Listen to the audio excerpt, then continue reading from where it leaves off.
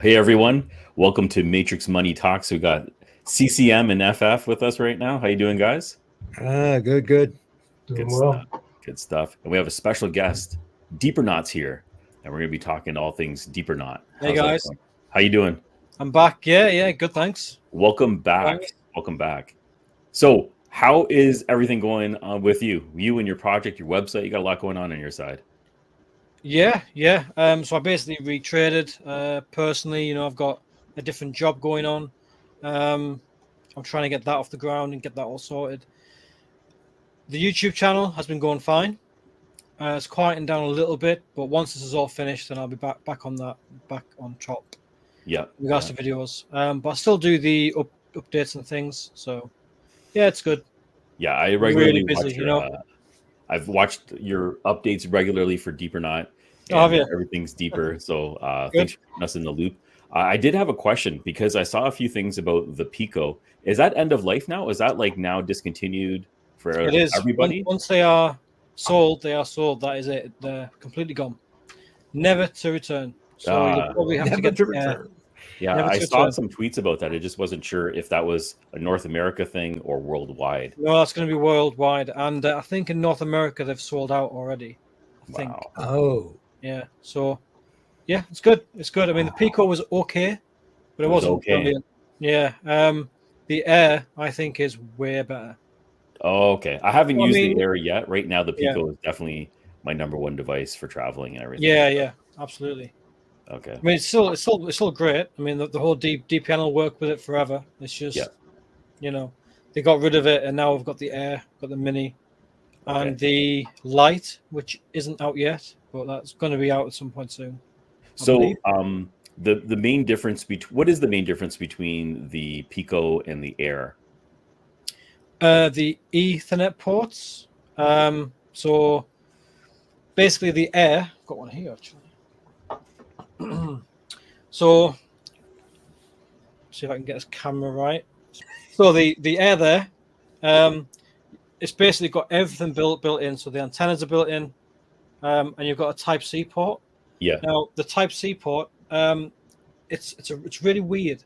So you haven't got the Ethernet port, so you can't put it into your router. It is Wi-Fi only, except when you plug it into a computer, it does show up as an Ethernet adapter. Oh, okay. Right. So you can essentially plug it into your laptop or anything, and then you connect the Air to the internet you want to connect to, and you don't have to use the laptop's Wi-Fi. Okay, so you're just using that device exclusively as an adapter on it. So that is basically the Wi-Fi adapter for your laptop. Yeah. And also to connect to the hotspot or the Wi-Fi connection you want to go onto, and that reserves the Wi-Fi adapter that is already in the laptop. So you could just disable your laptop's Wi-Fi adapter and exclusively use this if you wanted to. Yeah. Okay, that's different. Pretty cool. Yeah. I don't know why that would be. Maybe it's for security, or maybe it's so you can have you can connect to this, use the internet, but then connect your Wi-Fi to printers and things. Perhaps. Right.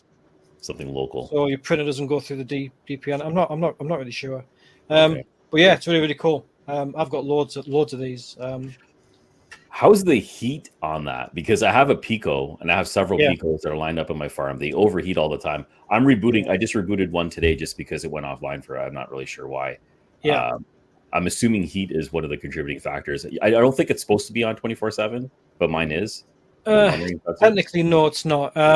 It's not meant to be on 24/7, but I mean, the newer ones, they don't overheat anywhere near as much. And they're on 24/7. I think I've got maybe 13 or so, and they don't reboot or anything. However, they're not really supposed to be on 24/7. The Air isn't supposed to be on 24/7 either. But I mean, I've got 20 of them, and they're on 24/7. So yeah, it's fine. It's all right. The Air that had a heat issue. So the first ones that we actually got, the ones that were like the test ones, that we could do videos on and things, they got really hot, right? Okay. But these new ones, they have the body is different. It's made out of some plastic composite or something. and you've also got these little grooves here as well. Yeah, I see that. Ones were metal and didn't have these grooves, and they did get really, really hot. It didn't crash, but it got warm though. It got really, really warm. So okay. When I'm assuming you're mining since you have 13 of them. Did the rewards, is it different or is it pretty much standard no matter what the device is? it's exactly the same. So no matter what device you have, whether it's the mini, the Air, whatever, you get the same. So if you get your organic credit score up to say tier 8, you'll get the full lot of DPR, exactly the same as the mini and everything else. And obviously you can stake as well if you want. Yeah. But there's no change though. So you can buy your credit score, right? You can. Yeah. Okay. Yeah. And actually, while you're actually talking right now, I'm just going to bring up the chart because I know it took a pretty good beating over the last little bit. Maybe it leveled out. I don't remember what Deeper is doing right now. All right. Well, the chart that I looked at last was pretty positive. Oh, okay, good. So I don't know whether let me add that in. Changed here. And we've now tanked or what, but yeah, no. Actually, it doesn't look too bad. There it is right now.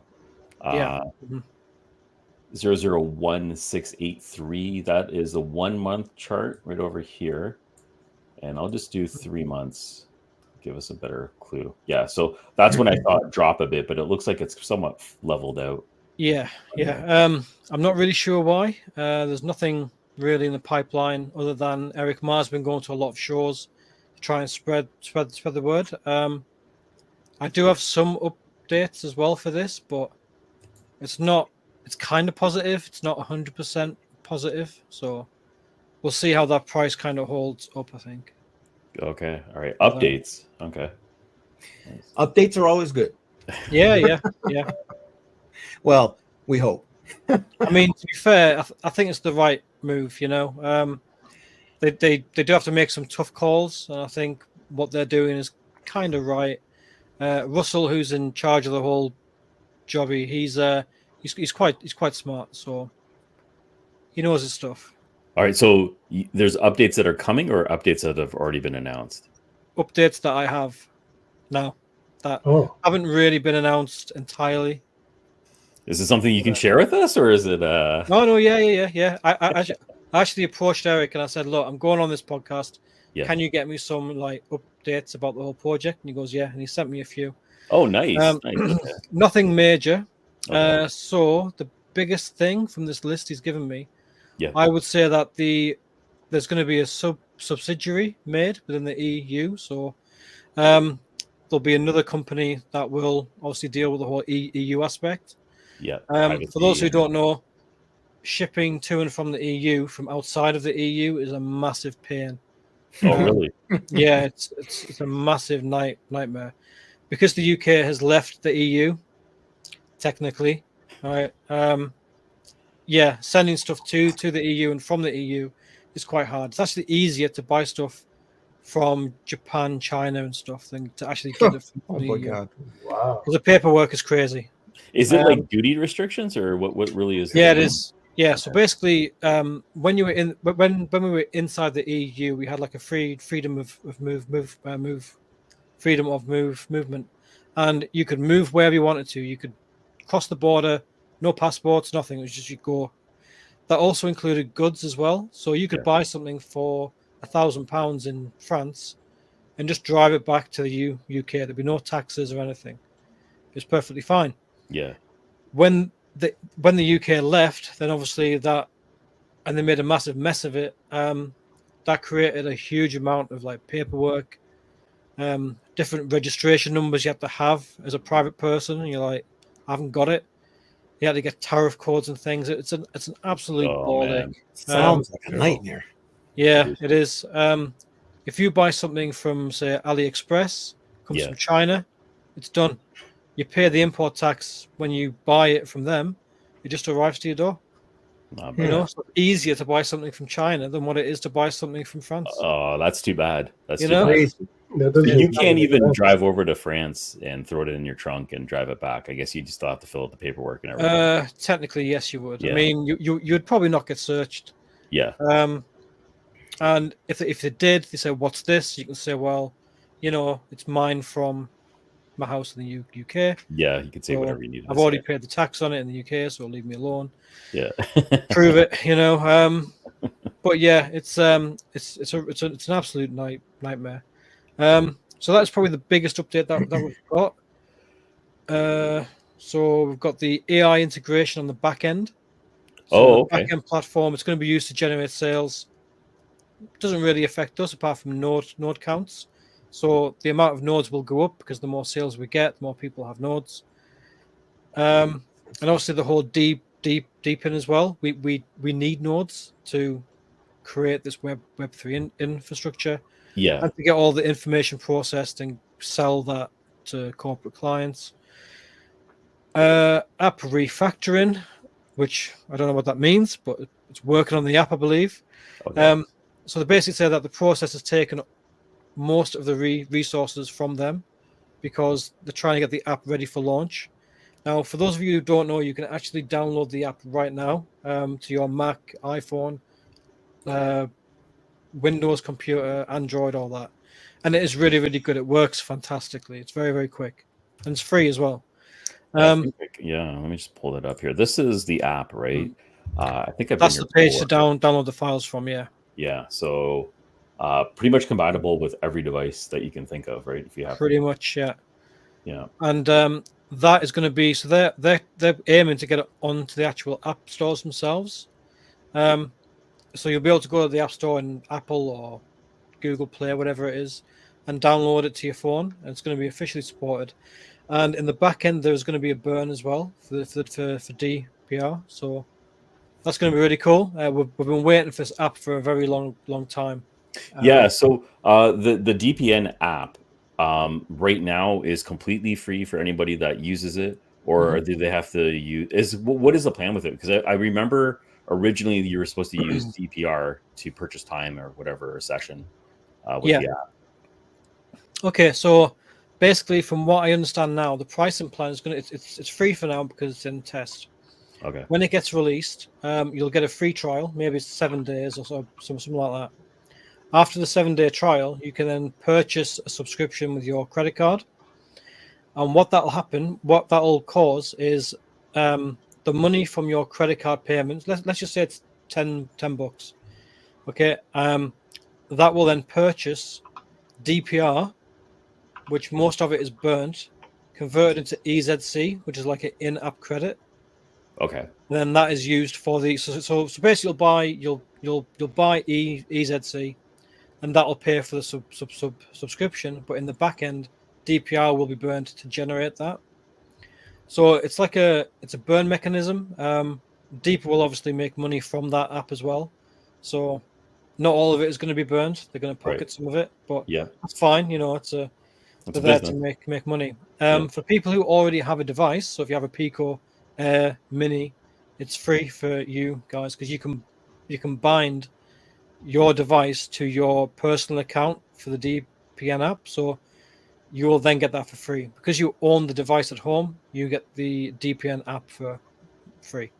So you have to bind okay. So with the DPN app, you must bind it with your Pico device or whatever it is in order for you to use the service, or you can still just use the device itself, right? Yeah. So basically, if you're at home and you've got a Mini, well, that is great. You can use the Mini for your home computer, network, Wi-Fi connections, all that. Yeah. But if you've got your phone in your pocket and you go out and you travel, say you're walking around or you go to Spain or something or whatever, you can, rather than pay for that app, you can bind the number in the Mini to the app, and then that will give you free access to that app. So even though you're not at home, because you own the device, you can use the DPN app to protect yourself when you're out. So it's like having your home network with you. That's super cool. Okay. It's really good. Yeah. And also the what was it? So the app, it's changed a lot. It's changed loads, and it's essentially, I'm trying to explain it. You will become a node. So your phone will then start to share broadband, share the data that has. Ah. But the caveat is you can obviously turn that off. You don't have to do it. Okay, I was going to say, because I'm sure not everyone's going to want to. Yeah, exactly. Yeah. Right. But you can. It was something like the mobile phones will be able to use the internet. No, yeah, the mobile phones will be able to use the nodes in people's homes. So the minis in people's homes and stuff like that. Mm-hmm.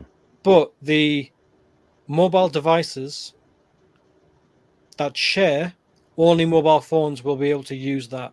So it's like it's mobile to mobile, except when you're using it yourself. It's really complicated and convoluted, but it's Yeah. essentially if you share the data on your phone, only other phones will use that, but all phones will be able to use the data in your home. Got it. Okay. Yeah, it's like a double kind of layer or something. Yeah, because I was just looking at they have it right now as free unlimited. So, Yeah. Okay. Like sorry, CCM. I know you might want to. No, Mike. I was just the one. You earn either way. Yes. Yes. Yeah. Yeah.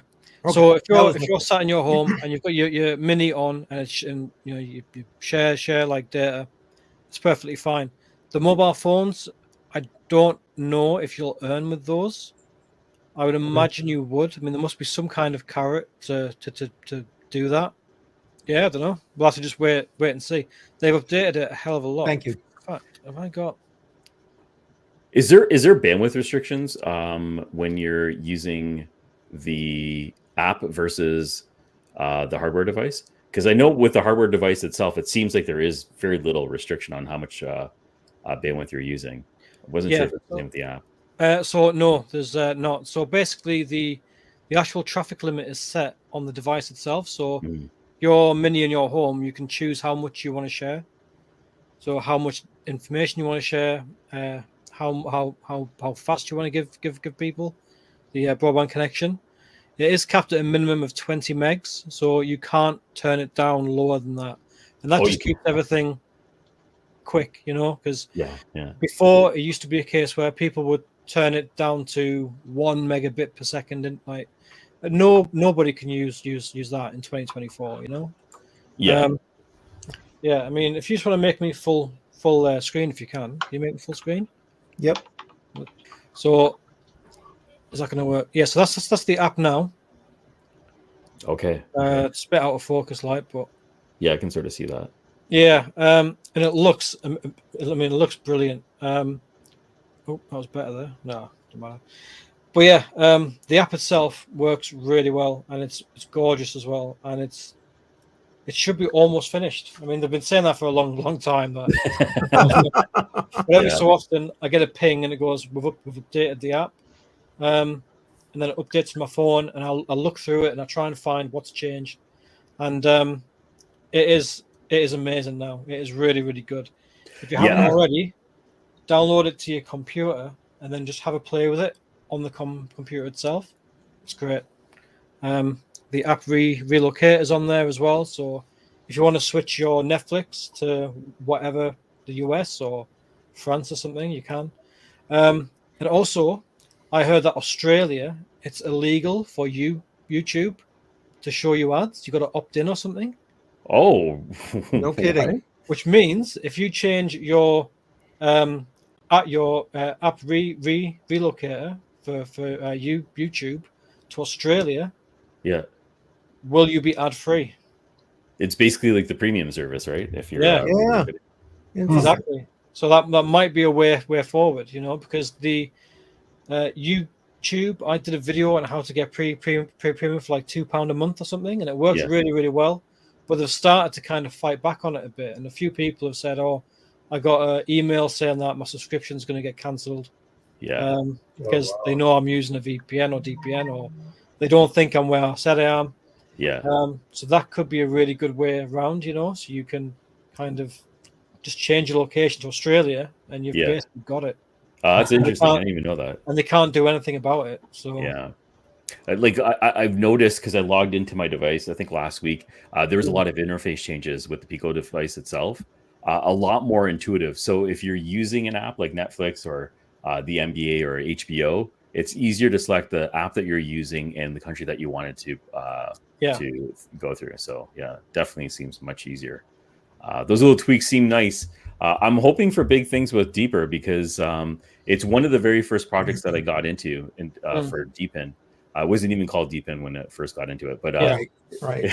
it's evolved into something of its own. The security feature, like the practicality and everything else that goes along with it, I think is great. I really hope it picks up and takes off. Yeah, I mean, the nodes, we've got so many nodes. I mean, it is a huge deal. Yeah. And I don't know if you've heard about this. This is quite a big deal as well. So they've actually got a contract now with the UK police. Did you not hear about this? No, is that good or bad? Well, it's not sounding good to me already. No, yeah. As soon as I heard, I thought that's terrible news. What are they doing? You can't trust the UK police. But no, I did actually chase up about it. And what it is remember when Tor first came out? It was meant to be for victims of like abuse and stuff, so they could speak to people and not get caught out by whoever. So imagine that, but imagine that the police want to investigate a crime, but they need to have on their laptops in the field, they can't have their IP addresses flagged. So if someone knows that IP address belongs to the police, they can kind of get around that. They know who they're speaking to. There'll be a log of the IP addresses, and they want to keep them private. Yeah. So what they've basically said is there's going to be a trial where they're going to give some devices to the police. They're going to train them, so provide training. I have offered to do the training, so I can kind of see what the real deal is, if there is a real deal. And see how it goes. But if that works out, that could be quite big because that would have a knock-on effect. So yes, the police in the UK use it, and it's successful. It's a use case for everybody else. Yeah. So the French police will definitely use it. The Gardaí will use it. Scotland Yard, they'll use it. You know, maybe the American police might eventually get on board. Yeah. It could do quite well, you know. So we'll see. You know, I thought that was a really big deal because the amount of work and the amount of nodes that would get sold, and the amount of like test proof. You know, like you'll be able to say, oh well, you know, the UK police will use this, so why wouldn't you? You know. Actually, FF, I wanted to ask you about like the security side of Deeper. Like everything seems to be positive on my side, but do you see like any risks or anything to the end user that I'm not thinking of, or backdoors or any other potential problems that come with Deeper? I feel like with anything where you are essentially a node for a tunneling service, there's always that risk of another user doing any sort of search that is probably illegal in your area, right? Because it's running through your node. But I don't think Deeper has that issue. And I think it's something that has been brought up to them years ago, right? So, and then when it comes to like that being a potential security threat and then also backdoors, I haven't done a deep enough dive on the technical aspect of it all to even speak on backdoors or even allege that that's even an issue. But I know that that's an issue for other decentralized private networks. So, I mean, I'm pretty sure what I just said, Deepernaut probably agree with it as well. But absolutely. So I have 50 devices at the minute, and I haven't received anything at all. No knock from the police, no copyright infringement stuff. I have heard of a couple of people doing it, of receiving the copyright thing. But there was one guy, I won't get into it because you'll be monetized for it. But he had a visit from the police for a certain something, downloaded something that perhaps shouldn't have. Shouldn't guess what, and basically they seized everything, and he said that he was a node, and I got onto Deeper straight away. So I was like, right, I need to find out about this, and I got onto them, and they said it's not possible, can't do it, because the IP addresses, it's they're basically masked, so they're, how he said, it's IP multiplexing, so the IP address that appears is not actually the IP address that the data comes from or something, which I think is impossible. I don't really understand how it works. It almost sounds like spoofing a little bit. Yeah. But that's it. But in the UK, the thing is, if they can't prove it, then you didn't do it, and if you said to a police officer who knocked at your door and said, yeah, okay, so you've got that record, I can show you that it wasn't me. Yeah. And this is the deal. I'm an exit node for this. And, it wasn't me. Yeah. Right? It's up to them to then prove that it was. And it's impossible. They can't. So from that point on, they should be, well, okay, so we can't. So have a nice day, In the US, I think it's different. I think the law over there is that you're pretty much screwed, and you've got to kind of prove that it wasn't you or something. Especially in regards to copyright as well. I think because it's like a culture where people can be very litigious, and you can go to court for quite, you can go to court for anything. Literally anything. Yeah. I think it's much harder to kind of get away with it, but in the UK, I mean, you're pretty safe, that was always my concern with running many devices at my house. I have 4, and I'm wanting to increase it because I'm interested in getting the air. But when I start exposing myself on my network, like I've already segmented it, so my IoT devices and DPIN devices are on a separate network, firewalled out, and everything else. But even with that, if my IP is being used for whatever activity, the Canadian ISPs will send copyright infringement notices to your email if there's any type of downloading that traces back to your IP address. I've gotten several of those from back in the day. I don't do any of that now. Sure. But there's also been, I'm wondering if that would be the case right now. If someone's on a torrent service or whatever, using DPN, and will it trace back to me, and am I going to be liable for it? That's sure. I mean, you can obviously turn all that off. So if you don't want to torrent, or if you don't want them to be able to torrent on your network, then obviously you can turn that off. But it's not just that, though. I mean, I do get your point. They could do anything on that. I honestly think that it's pretty safe. I have no restrictions at all. I don't run the blacklists. I don't torrenting is turned on. I don't really care because I'm not doing it, so I can't be done for it. So whatever, fill your boots. If anybody wants to get any movies and wants to connect to my nodes and get some, because if I ever got a knock at the door, or if I ever got a letter, I could say it wasn't me. I'm running a node, and go touch grass because it wasn't me. Okay. So that's interesting. Plus, I would say that issue that I even brought up is kind of like an older issue for VPNs in general. A lot of VPNs, and then I guess with the new terminology DPN, they've solved this issue. So it's something that is more or less for like a new service that you've probably never heard of. Create that name, whatever that new service is. But that's why it's good to stick with VPN services that have been around for a while, that have gone through the security, gone through the checks, such as Deeper, such as some of their competitors that aren't decentralized, because they've already sort of fixed that issue.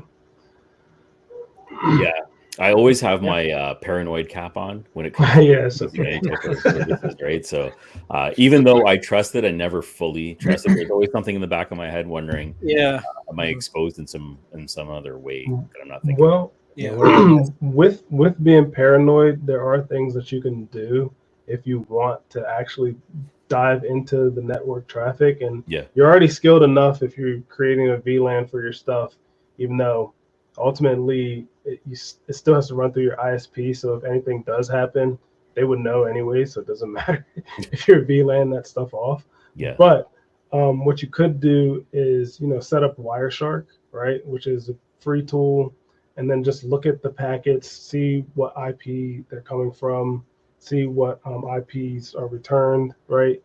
Look at your full acknowledge stack. I think it's like synchronize, sync, acknowledge stack.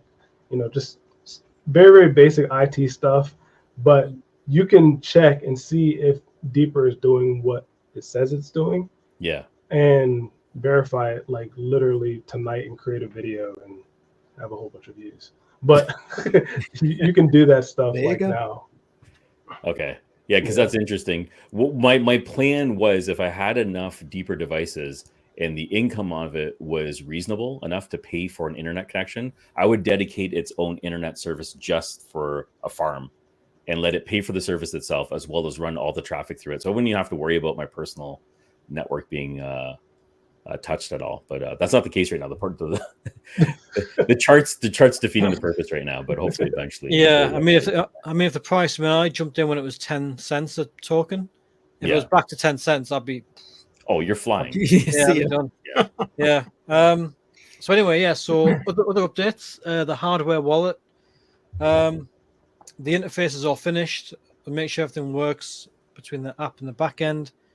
New features like checking the wallet info and exchange rates, improved security, password checks. I'm going to skip a bit. Sorry, did you say hardware wallet? Yeah. Mm-hmm. Yeah. There's a hardware wallet for Deeper? There is, yeah. So basically, it's built into the actual device itself. Oh, okay. Okay. So it's not really a cold wallet because it is connected to the network. Yeah. The network, but it's kind of in between. And it's okay. It did go down on me because I stored. I think I've got like 1 million DPR in there, and it was in there. And then I got in and it said, "Oh, failed to retrieve price, failed to retrieve amount, and all this." I'm like, "Oh boy." So I got onto the devs, and then they fixed it in like 3 days. It was done. Nice. But no, it works and it's good. Because it's a secure device. You're not really going to be able to hack it. So it is pretty safe. Your keywords, though, obviously you've got your 24 words. Yep. If you share those with somebody, they can just add that to another wallet, like another app. Yep. Get access to your wallet anyway. So, I know a lot of people still get scammed with their 24 keywords. They still give them out to people, pretend to be support. And so never do that. And it's pretty secure. It's good, but I've got an offline wallet anyway. I've got a Elapal Titan or something. That one. Oh, right. Yeah, you were showing this last time. Yeah. Yeah, and that works pretty well, like, to be honest. So I can use that. It doesn't accept DPR on the Solana chain. But, okay, I brought that up. How is everything working with the bridge with Solana? Is it functioning right now? Exactly. He already knows. He already knows. So so basically there was a tweet put out by Eric Ma, and essentially I'll bring it up. Actually. So somebody got on there and they asked for an update on the whole Solana chain thing. And he got back to them and he said things were on hold on migration in regards to the founders. No, sorry, it's tiny on here. Things are on hold on regards to the full migration founders call. So that's Russell. That so Russell has basically said we're gonna stop the migration for now. We're gonna put it on hold. Yep. And I said, right, well, we need more than that, because people they'll speculate, they'll be a bit upset. So he goes, well, Russell has some concerns about after speaking to devs and other sources regarding Solana, still in progress, and he says no decision has been made yet. Okay. So that's probably going to come soon, I would have thought. So technically, it's not actually on hold yet. until the decision has been made. But they haven't scrapped it or anything. But we just need to keep our ears to the ground. We just need to be patient. Yeah, and the main point, because I said you need to give us more than that. He said that network outages. So so Solana had a couple of. It went down for like 2 days or whatever it was. Yeah. It's done that like two or three times. Mm-hmm. So that was a concern, and also they're thinking about whether it is the better blockchain. Because of that. Now that reads to me as delays, right? And that's not what anybody wants. Right. But unfortunately, Russell is a bit of a savant. He's very smart and he knows his stuff, but he calls the shots. So whatever he says, then everyone has to do. FF, I know you got to bounce. I don't know if you have any questions before you go or anything like that. Do you have anything else you want to hit on before you want to wrap it up, or what do you guys want to do here? What, me? You're out? Okay. Yeah. Oh, no, I'm just saying, like, what, me? Is it me? Or? Oh, yeah.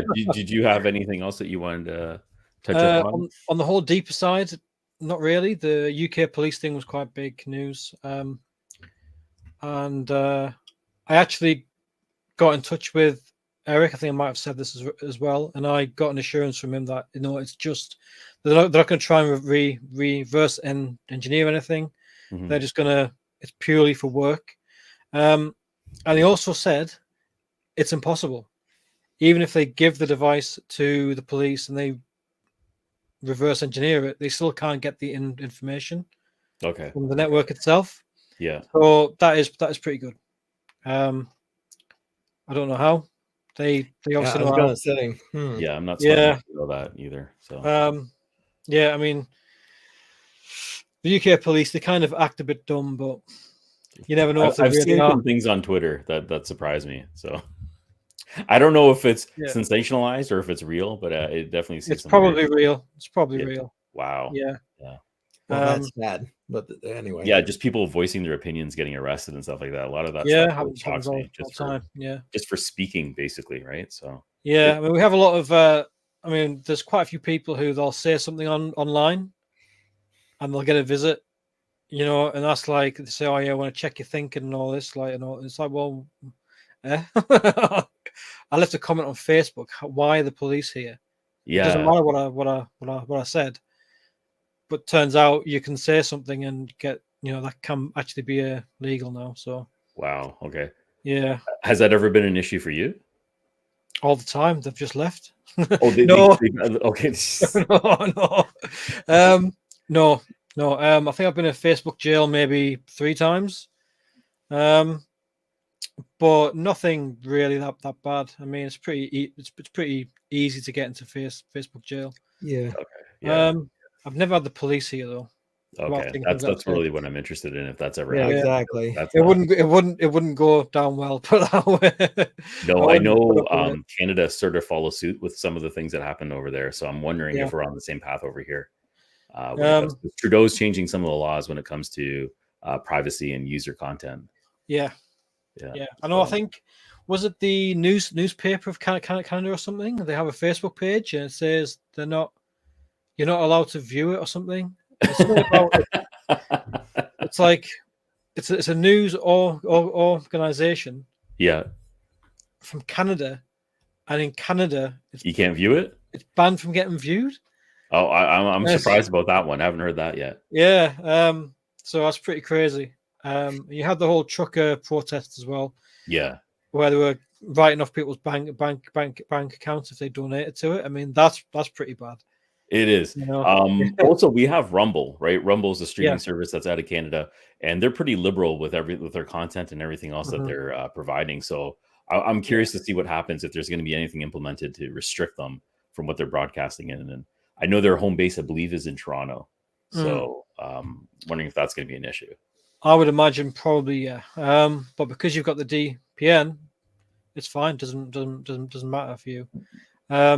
Yeah, it's still not right though. I mean, no, it's not. Like I shouldn't have to use a DPN if I want. Exactly. Right. Exactly. Exactly. governments should kind of butt out, and just let people like. Can you imagine when you were growing up in like 1990, whatever? The world was so much nicer, wasn't it?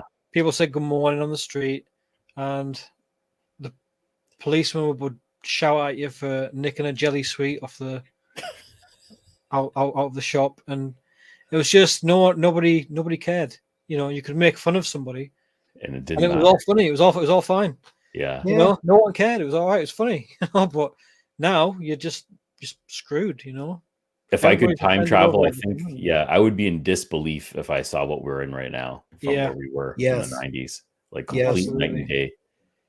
Yeah, scary.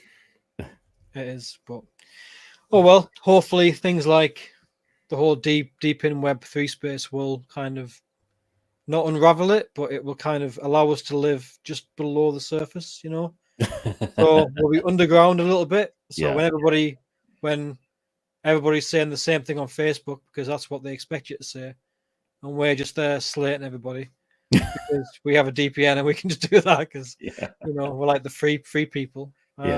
One of the few. Yeah, it's sad world, really.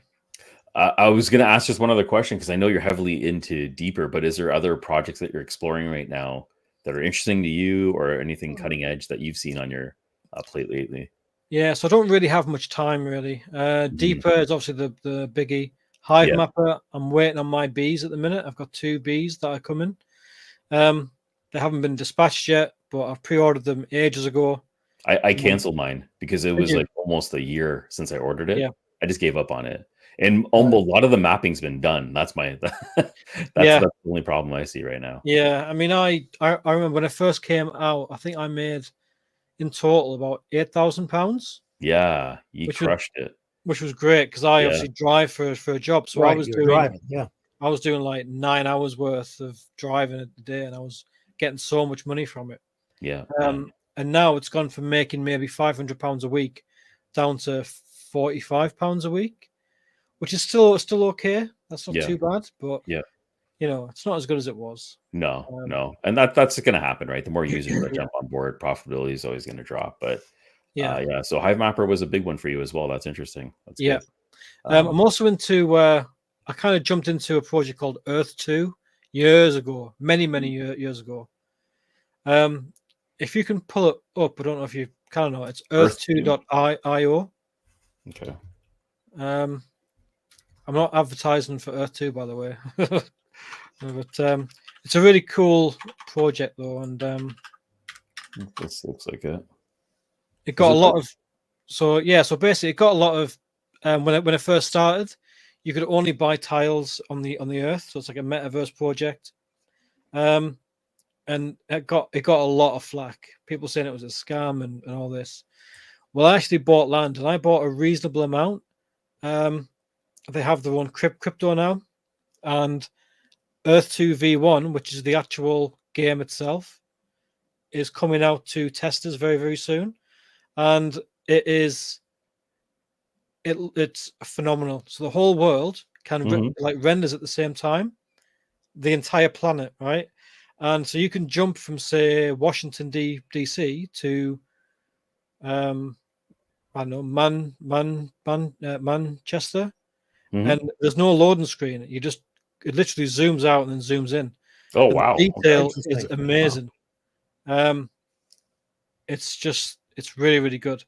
And the crypto got released. I've got 11,000 of it, which is worth about $600. So it's not a lot, but I reckon this is going to be a big deal. Not financial advice, but I've got a lot of land on this, and I've had it for a very, very long time. And they've released resources, so you're going to be able to sell oil, gold, and stuff. It's going to have its own economy. Very interesting game. Yeah, I mean, I think it's still a very long way off, but I'm lucky that I got in really, really, really early. I think I've put maybe 2,500 in, and my account is worth about 11 grand now. So wow, okay. Wow. Yeah, I mean, I can't sell it for that. You'll have to sell it a lot, like at a discount to get that out. Yeah, but I mean, I don't want to sell it, so it's fine. The components that you bought, is it as an NFT? I think it was regarded as an NFT. I mean, I could log in, have a look. It's got its own unique like number because it's a tile on this one planet Earth. So there's just one, you know. Yeah. You can't resell the same tile twice. Oh, okay. But I'm sure it is a NFT. I wonder if they're going to integrate Oculus or some other VR headset into this. Yes, level, right? If you're able to actually experience the world. Yes, they basically said it's going to be first person first, like on like PC, and then maybe later it's going to be VR. I'm pretty sure it is going to be VR though. Yeah, VR would be. I mean, it looks like that's what they're setting it up for. Yeah. It'd be a shame if it's not, you know. Yeah. VR is interesting. I have an Oculus and I got it when it first came out, and it's so immersive sometimes you get disoriented. So I'm wondering if that's going to be the same thing as. And this is just first generation, right? Wait for a few more generations, and you're not going to be able to decipher anything. Good stuff. I'm out of questions. I don't know if CCM, if you got anything else. No, he answered all the questions. I was going to hit on the Solana thing, so that was my big follow-up, but he took care of me. Got me off of the knees. Awesome. Do you have anything else you want to add before we wrap it up? No, just cheers guys, appreciate it. Thanks for the invite. It's very nice. Sam, you want to close it off and we can end this recording? Sure. I mean, I always appreciate you being here. Thank you for coming back. Make sure that if you haven't already done so, strike the like, subscribe, you know the drill, and we'll put the last end screen here will be the last interview with John. So make sure you check that out if you haven't already done it. Awesome. All right, we're heading out. Thank you very much. Have a good one. Cheers, guys.